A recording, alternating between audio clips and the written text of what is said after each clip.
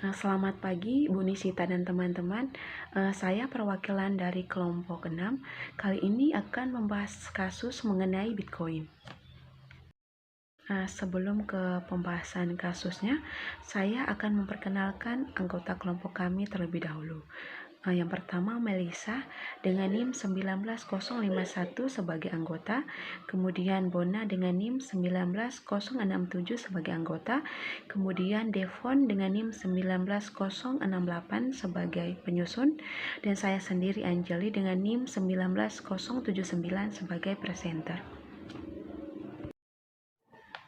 Kemudian kasusnya, cryptocurrency atau mata uang kripto merupakan sebuah mata uang digital atau virtual yang dapat digunakan untuk transaksi antar pengguna tanpa melalui pihak ketiga. Dan mata uang digital ini dijamin oleh kriptografi.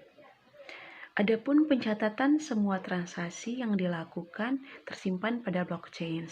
Blockchain ini itu tersebar luas antara satu komputer dengan komputer lainnya dan terkoneksi di dalam satu jaringan yang tersebar luas sehingga tidak terpusat pada satu tempat atau dikenal dengan istilah desentralisasi.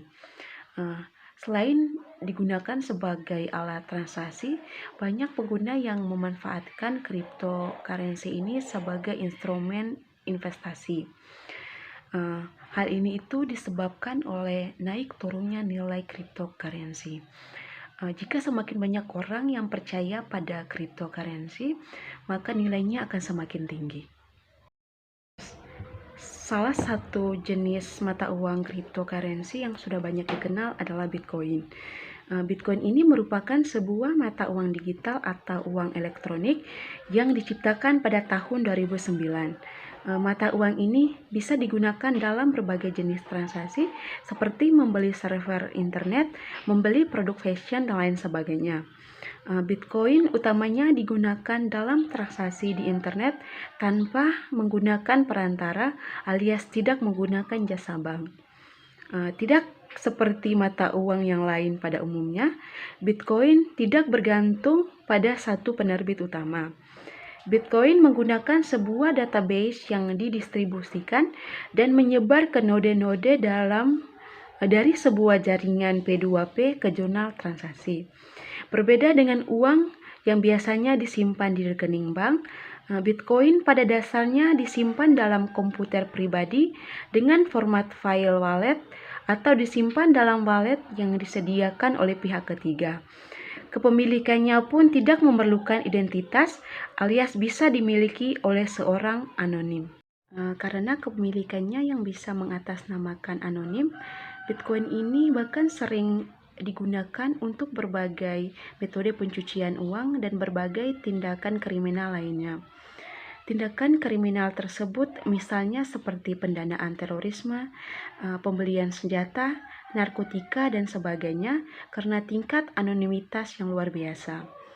Sebagai contohnya adalah Kepolisian Metropolitan London yang mengungkapkan kejahatan pencucian uang yang dilakukan dengan mata uang kripto dan menyita Bitcoin senilai 114 juta pound sterling atau sekitar 2,2 triliun rupiah. Penyitaan ini jadi bagian dari penyelidikan atas kasus pencucian uang yang dikutip The Star pada Jumat 25 Juni 2021. Penyitaan ini dilakukan oleh Komandan Kejahatan Ekonomi Scotland Yard. Mereka berhasil karena menerima laporan intelijen soal transfer aset kriminal dan investigasi terkait kasus ini akan terus berlanjut.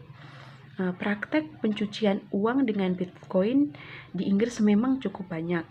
Misalnya sekitar 50 perusahaan yang memperdagangkan aset kripto berpotensi ditutup karena tidak lolos dalam tes pencucian uang.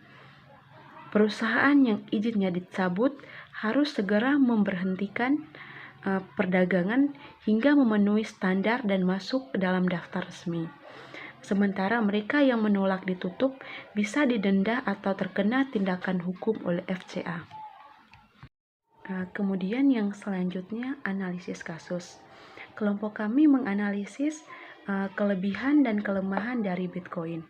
Kelebihan dari Bitcoin ini diantaranya yang pertama, sistem transaksinya cepat, di mana transaksi yang kita lakukan bisa diproses dalam beberapa menit hingga 1 jam saja. Kelebihan yang kedua, dapat melakukan transaksi antar negara dengan sangat mudah dan privat karena Bitcoin sendiri tidak terikat pada negara, hukum, atau regulasi dimanapun. Dan kelebihan yang ketiga, bisa digunakan untuk berinvestasi. Kemudian yang selanjutnya, kelemahan dari Bitcoin sebagai alat transaksi. Yang pertama, karena kepemilikannya yang bisa mengatasnamakan anonim, Bitcoin sering disalahgunakan sebagai metode pencucian uang dan berbagai tindakan kriminal. Kelemahan yang kedua, pihak otoritas akan mengalami kesusahan untuk melacak siapa saja yang terlibat dalam berbagai tindakan kriminal yang menggunakan Bitcoin.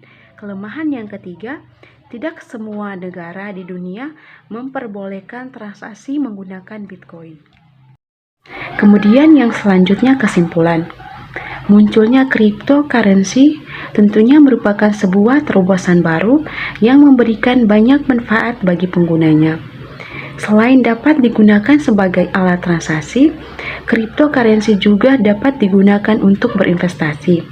Di sisi lain, munculnya cryptocurrency seperti Bitcoin juga memiliki risiko atau dampak buruk yang cukup besar pula. Oleh sebab itu, penting untuk melakukan transaksi dan investasi menggunakan cryptocurrency secara bijak agar kita bisa meminimalisir dampak buruk dari cryptocurrency. Sekian persentase dari kelompok kami.